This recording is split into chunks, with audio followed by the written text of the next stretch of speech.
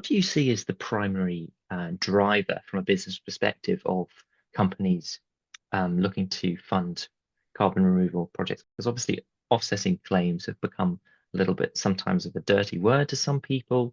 What is the key motivation for companies to fund carbon removal? As companies approach their net zero targets, they're going to need to utilize removal credits in order to achieve a true net zero. Some organizations have a net zero target of 2030, which is, less than 5 years away, and therefore need to be getting themselves organized, right now in order to enable themselves to hit net zero upon that date.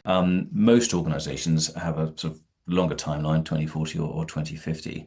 And so that combined with what's currently laid down in the available guidelines, SBTI principally, although that is being changed currently, kind of makes the purchase and utilization of carbon removals as a bit of a tomorrow problem. And I think that is a massive mistake. And we're all going to have a nasty shock at the point that people want to actually access and utilize removal credits at that point, at the sort of when organizations hit their net zero deadlines.